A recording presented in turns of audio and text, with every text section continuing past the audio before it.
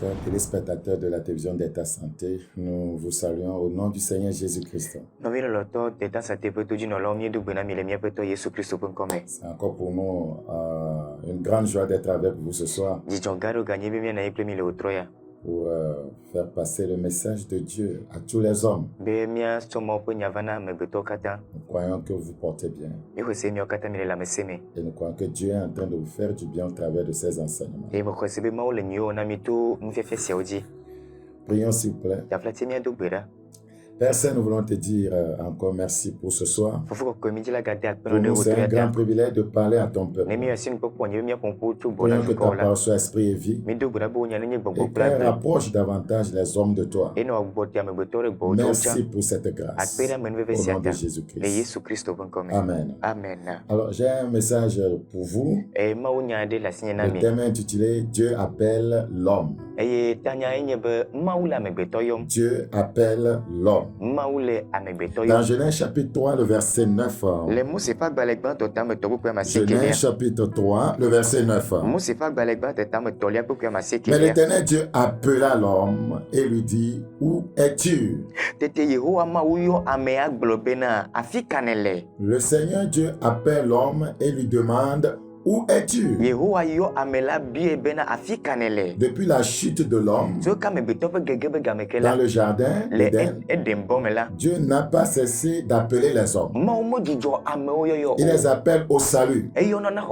Car tout homme né d'une femme est héritier du péché adamique. Depuis ce premier appel, Dieu continue à appeler l'homme. Dieu appelle les hommes, il appelle les femmes, il appelle les jeunes, il appelle les vieillards, il appelle les enfants à lui. Dans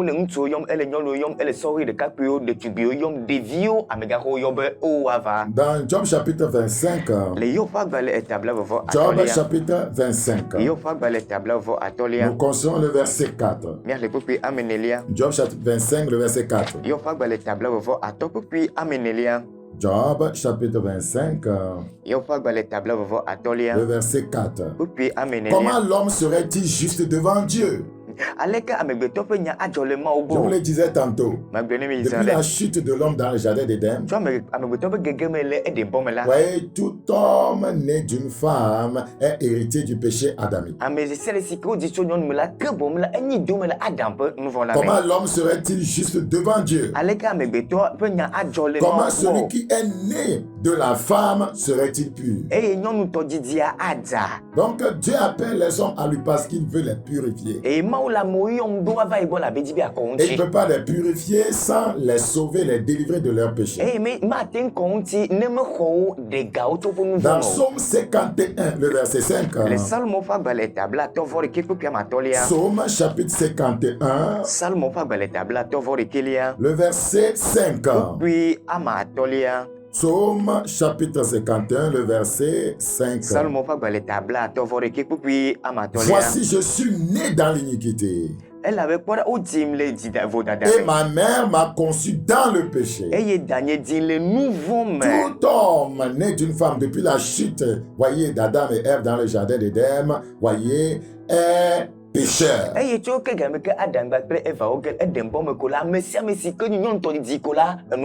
Pourquoi Dieu appelle-t-il l'homme? C'est pour lui offrir le salut gratuit, voyez, en Jésus-Christ. Dieu appelle le pécheur pour le délivrer de ses péchés et des conséquences du péché. Parce que le péché ouvre la porte, voyez, au jugement de Dieu. Quand quelqu'un pêche, voyez, il est immédiatement sous la malédiction divine. La Bible dit l'âme qui pêche, c'est celle qui mourra. Le salaire du péché, voyez, c'est la mort. Et quand quelqu'un pêche, et Dieu le livre à ses jugements, alors, voyez, les gardiens du jugement de Dieu viennent, voyez, il s'agit des démons. Que bon, moi, à monsieur quoi, bongosio, à monsieur quoi, na moi pour bon d'autres pour nyagola, l'eau peut te fipoter au nyagola, au vana bongovoé. Donc, voyez, les démons, les esprits méchants, ne sont que des gardiens des jugements de Dieu. C'est votre péché qui a poussé Dieu à vous livrer, voyez, à la misère, à la souffrance. La Bible dit que chacun se plaigne de ses propres péchés. Que c'est de la volonté de Dieu que viennent les maux, voyez, et le bien. Donc, lorsque vous vivez dans le péché, Dieu vous livre au maux. Et les démons viendront pour vous maintenir dans, voyez, les difficultés. Donc, quand Dieu appelle l'homme à lui, c'est pour, voyez, lui permettre, voyez, d'expérimenter l'offre gratuite du salut.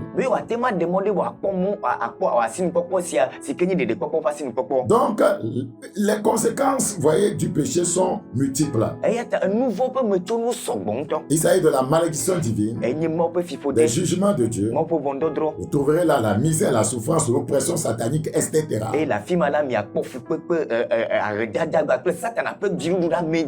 Dieu t'appelle parce qu'il veut te délivrer. Dieu t'appelle parce qu'il veut te recouvrir.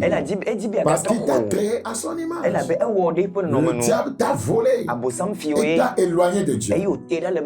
Depuis lors, Dieu continue à appeler tout homme né d'une femme. Matthieu chapitre 11. Matthieu chapitre 11. Le verset 28. Matthieu chapitre 11, le verset 28. Venez à moi, vous tous qui êtes fatigués, chargés. Et je vous donnerai du repos. Ouais, le péché permet à l'ennemi de vous charger. Parce que le péché vous éloigne de Dieu. Alors, l'ennemi peut vous charger. L'ennemi vous charge de tout ce qui est nuisible. Et il fait de vous son esclave. Car la Bible dit chacun est esclave de ce qui a triomphé de lui. Mais le Seigneur ne veut pas laisser l'homme entre les mains de l'ennemi. Et le Seigneur ne peut pas délivrer l'homme d'entre les mains de l'ennemi si l'homme, voyez, ne veut pas collaborer avec lui.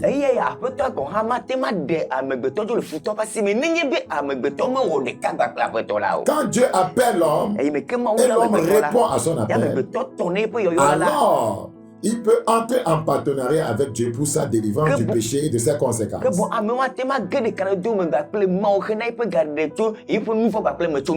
Venez à moi, vous tous qui êtes fatigués et chargés, et je vous donnerai du repos. Pourquoi les gens n'avancent pas? Le péché ne peut pas vous permettre d'avancer dans la vie. Il ne vous permet que d'avancer avec le diable. Prenons l'exemple d'une personne qui a un sac. Et voyez, la sac a juste une corde. Et il accroche le sac au cou. La personne accroche le sac au cou comme ça et la corde est à son cou. Et supposons que chaque péché qu'il commet, ce péché va tomber dans le sac. Fornication, ça tombe dans le sac. L'adultère, ça tombe dans le sac. Le mensonge tombe dans le sac. Ouais, le copinage tombe dans le sac. La masturbation tombe dans le sac. La haine tombe dans le sac. Voyez, l'hypocrisie tombe dans le sac. Le meurtre, ouais, tombe dans le sac. L'avortement tombe dans le sac. Ouais, imaginez le poids d'un seul péché. Et voyez, tous les péchés qu'il commet tombent dans le sac accroché à son cou. Dites-moi si cette personne peut avancer. Une personne qui a un sac accroché au cou voyez, un sac très lourd, comment peut-elle avancer? Donc le péché engendre, voyez, un joug sur votre vie. Le péché met un joug sur votre cou. Quand vous répondez à l'appel de Dieu et vous venez à lui, alors le joug est ôté.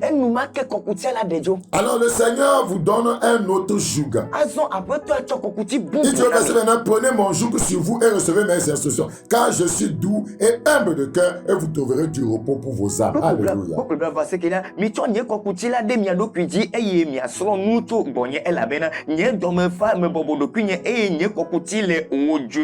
Donc je vous dis, depuis la chute de l'homme dans le jardin d'Éden, Dieu a renfermé tous les hommes dans la désobéissance. Et il les appelle aussi pour leur faire miséricorde à tous. Regardez dans Romains chapitre 11, le verset 32. Romains 11, 32. Car Dieu a renfermé tous les hommes dans la désobéissance pour faire miséricorde à tous.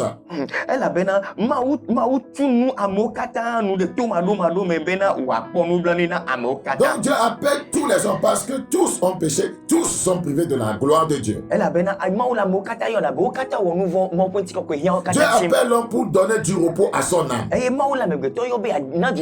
Non seulement sur la terre, mais pour lui donner le repos éternel après sa mort. Donc si vous mourrez dans le péché, vous n'aurez aucun repos éternel. Ces pasteurs, ces prêtres qui viennent dire il va avoir le repos éternel vous trompent.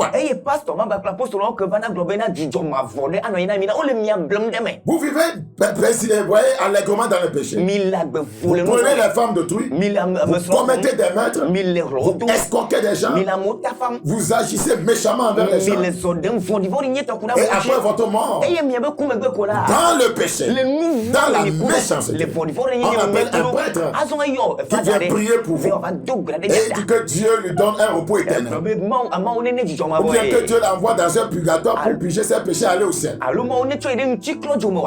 C'est un mensonge qui vient du fond de l'enfer. Quiconque meurt dans le péché s'éloignera éternellement du repos éternel. Apocalypse chapitre 14. Apocalypse chapitre 14 verset 13. Apocalypse 14 verset 13. Ouais, beaucoup de pasteurs de près ne disent pas la vérité aux gens. Vous bouffez l'argent des familles lorsqu'ils perdent, voyez, un bien-aimé qui a vécu dans le péché. Quelqu'un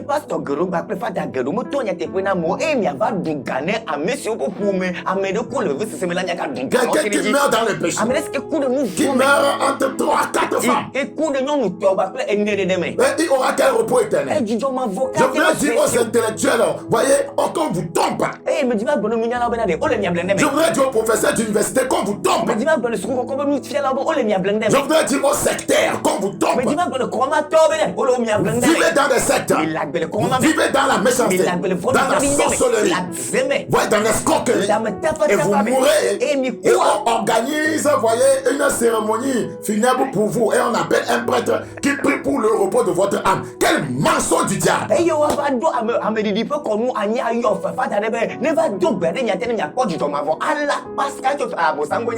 est temps de dire la vérité aux gens.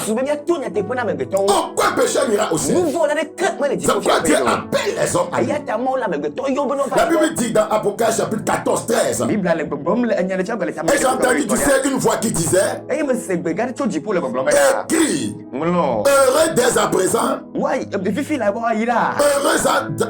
dès à présent, les morts qui meurent dans le Seigneur. Qui meurent dans le Seigneur. Pas qui meurent dans l'église. Pas qui meurent dans l'assemblée de Dieu. Pas qui meurent dans MDT. Pas qui meurent dans l'église catholique. Pas qui meurent dans l'église presbytérienne. Pas qui meurent dans l'église protestante. Qui meurent dans le Seigneur. C'est-à-dire qu'ils sont morts alors qu'ils ont fait l'expérience du salut, de la délivrance du péché, de sa conséquence. Pas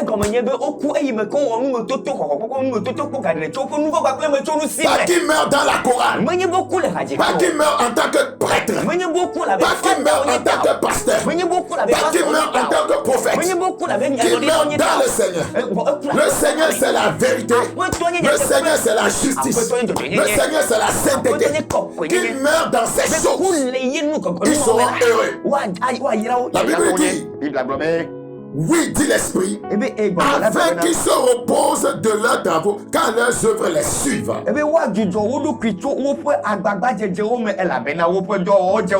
Malheureusement, beaucoup continuent à résister à l'appel de Dieu. Beaucoup continuent à résister à l'appel de Dieu et répondent à l'appel de Satan. Proverbe chapitre 1. Proverbe chapitre 1. Le verset 24. Proverbe 1, 24. Je vais lire en français. Puisque j'appelle et que vous résistez, puisque j'étends ma main et que personne n'y prend garde. Le Seigneur dit qu'il appelle, les gens résistent. Puisque vous rejetez tous mes conseils et que vous n'aimez pas mes réprimandes. Le verset 26. Moi aussi je rirai quand vous serez dans le malheur. Dieu dit il rira lorsque ceux qu'il appelle lui résistent et le jour sera dans le malheur, il rira. Je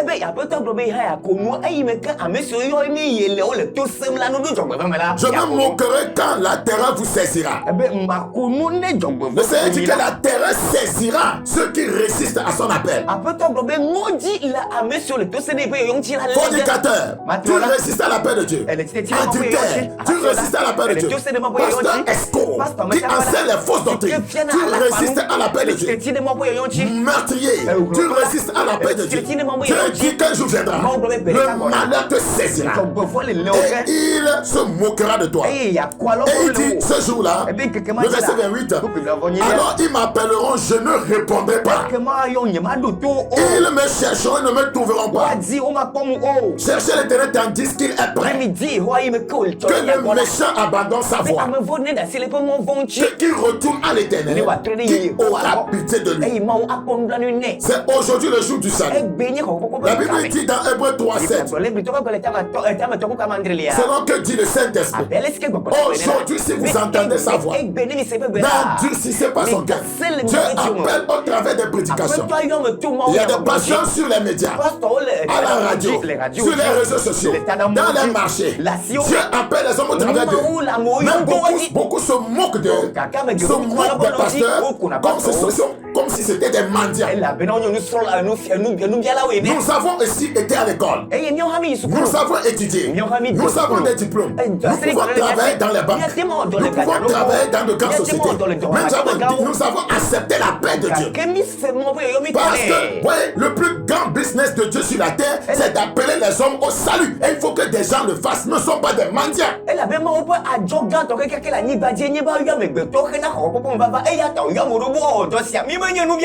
Aujourd'hui, Dieu appelle toute catégorie de pécheurs. Parce que beaucoup se sont abonnés au péché.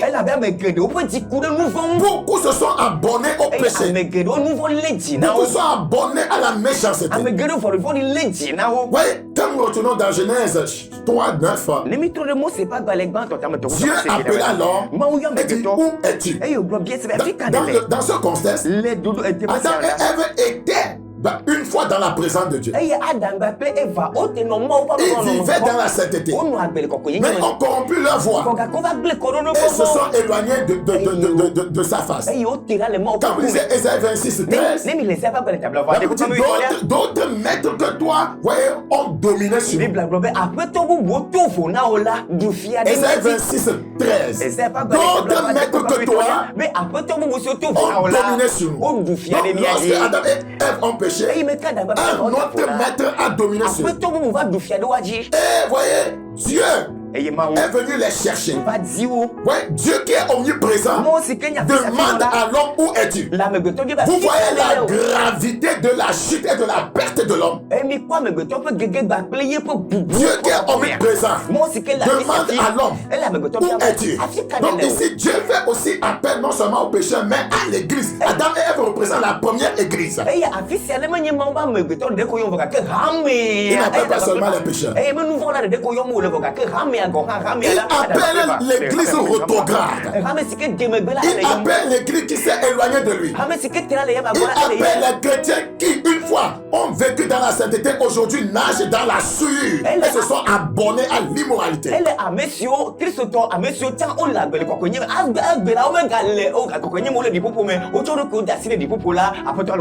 es-tu? Cela voudra dire, je ne te trouve pas là où je t'avais placé. Où es-tu? Je t'avais placé dans la justice. Où es-tu?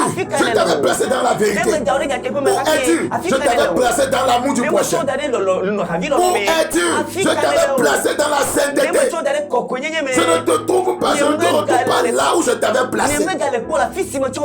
Église, où es-tu? Dieu cherche l'église. Dieu cherche l'église d'aujourd'hui. Et il ne la trouve pas. Parce qu'elle n'est pas à sa place. L'église, la place de l'église, c'est dans la justice. C'est dans la sainteté. C'est dans la vérité. C'est dans l'amour. L'église maintenant s'est déplacée de là où Dieu l'a placée. Voyez, elle s'est placée dans le péché, dans la mondanité. Quand Dieu vient chercher l'église dans la sainteté, il ne la trouve pas. Et les gens disent, tel ministère est le seul spécialisé à prêcher la sainteté. Nous, c'est la délivrance. Qui vous a dit ça? Recherchez la paix avec tous. Et la sanctification, sans laquelle personne ne verra le Seigneur. Et ceux qui ont le cœur pur, car ils verront Dieu. Tout ministère, tout homme de Dieu est appelé à prêcher la sanctification. Ce n'est pas l'apanage d'un ministère. Ce n'est pas Dipala qui est appelé à prêcher la sainteté. Ce n'est pas MDT qui est appelé à prêcher la sainteté. Toute église, tout ministère, tout homme de Dieu est appelé à prêcher la sanctification, sans laquelle personne ne verra le Seigneur. Sans laquelle personne ne verra le Seigneur. Beaucoup ne sont plus dans la sainte doctrine. Et Dieu les cherche là-bas. Dieu ne t'avait pas placé dans, voyez, les bougies. Dieu ne t'a pas placé dans les eaux en bouteille. Dieu ne t'a pas placé, voyez, dans les sels. Il t'a placé dans sa parole. Il envoie sa parole. Elle est guérie. Elle est fille échappée à la fosse. Jésus chassait les démons. Dans Matthieu 8:16, par sa parole. Par sa parole. Es-tu encore dans la parole? Est-ce que tu es encore dans la parole, église? Le Seigneur dit, je ne te trouve pas là où je t'avais placé. Ça veut dire qu'il s'est placé là où l'ennemi peut le manipuler. Quelle était la réponse de l'homme? Quelle est la réponse de l'homme? Genèse chapitre 3. Genèse chapitre 3. Le verset 10. Genèse 3, 10. Il répondit, j'ai entendu ta voix dans le jardin et j'ai eu peur parce que je suis nu et je me suis caché.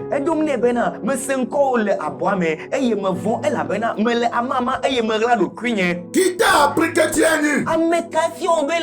Le péché vous dénude de vos beaux vêtements de sainteté. Et vous éloigne de sa présence. Dans Jérémie 2, 21, il dit, je t'avais placé comme une vigne excellente. Je t'avais placé. Église, c'est comme ça que Dieu nous place par la rédemption. Par la rédemption, nous devenons une vigne excellente. Par la rédemption, nous devenons une nation, un peuple, voyez comment dire, un sacerdoce. Une nation sainte, un peuple acquis. Par la rédemption, nous sommes devenus un saint sacerdoce, un peuple acquis, une nation sainte. Mais Dieu ne retourne pas ça. Il dit, mais je t'avais placé comme une vigne excellente. Dans Jérémie 2, 21, comment as-tu dégénéré? Comment as-tu changé? Comment es-tu devenu une vigne étrangère? C'est-à-dire que l'église est étrangère à Dieu. Dieu ne reconnaît plus son église. C'est-à-dire qu'il ne reconnaît plus les croyants. Parce que leur vie contraste fortement avec les enseignements bibliques. C'est pourquoi il dit dans Apocalypse chapitre 3. Je vais lire ce passage, l'avant-dernier passage avant de m'arrêter. Apocalypse chapitre 3. Apocalypse chapitre 3. Le verset 15. Apocalypse 3, 15. Apocalypse 3, 15. Je connais tes œuvres. Je sais que tu n'es ni froid ni bouillant. Puisses-tu être froid ou bouillant? Dieu ne nous avait pas placés dans la tièdeur. Et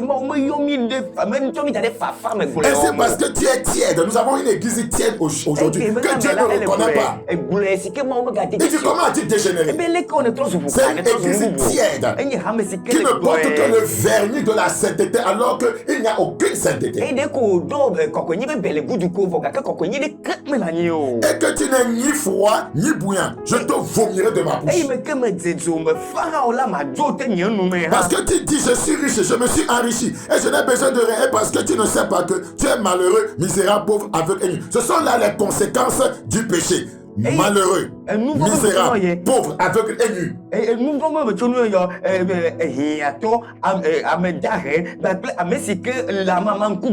Beaucoup de croyants se sont abonnés au péché. En vous abonnant au péché, vous vous êtes abonnés au malheur. Vous vous êtes abonnés au jugement de Dieu. Vous vous êtes abonnés à la misère. Vous vous êtes abonnés à la pauvreté. Vous vous êtes abonnés à l'aveuglement. Et vous êtes abonné à la nudité spirituelle. Où es-tu? Dieu t'appelle pécheur. Menteur, Dieu t'appelle. Toi, croyant qu'il va coucher même avec les prostituées à décompte, Dieu t'appelle. Dieu appelle tous les fraudeurs, les escrocs, les bandits, les assassins. Dieu appelle tout le monde. Parce que Dieu a tellement le monde qu'il a donné son Fils unique afin que quiconque croit en lui ne périsse point, mais qui ait la vie éternelle. Je t'aime. C'est pourquoi il t'appelle. Réponds à l'appel de Dieu. Et il te délivrera de tes péchés. Et il te délivrera des conséquences du péché. Si tu résistes à l'appel de Dieu et tu demeures dans la rétrogradation et l'apostasie, alors le jugement de Dieu te frappera. La Bible dit dans Luc 19, 27. Luc 19, 27. Amenez-moi mes ennemis qui n'ont pas voulu que je régnasse sur eux. Quiconque ne veut pas le règne de Dieu sur sa vie et qui accepte le règne du péché de Satan passera son éternité dans les flammes éternelles. Où passeras-tu ton éternité? Choisis Jésus. Choisis la vie. Reviens à Christ. Et le Seigneur te délivrera. Père, ta parole te semée. Qu'elle engendre le retour à Jésus-Christ. Qu'elle amène les uns et les autres à répondre à l'appel de Dieu avec joie. Merci pour cette grâce. Au nom de Jésus-Christ. Amen. Alors je t'invite dans notre centre à Guekakabeli, derrière le stade JCA. Et je suis sûr que le Seigneur va t'aider à faire la paix avec lui et à marcher avec lui. Que Dieu te bénisse. Mon numéro s'affiche en bas de l'écran. Tu peux nous appeler si tu le veux. Déjà demain c'est samedi. Tu peux passer à notre centre pour la prière ensemble. Chaque mercredi à 16h30, nous avons une séance de prière intense intitulée Caterpillar Prayer. Et chaque samedi à 7h30, nous avons l'enseignement et la prière et dimanche 6h. C'était votre serviteur Bakoyas. Portez-vous bien. Que Dieu vous bénisse. Au revoir. Bye bye.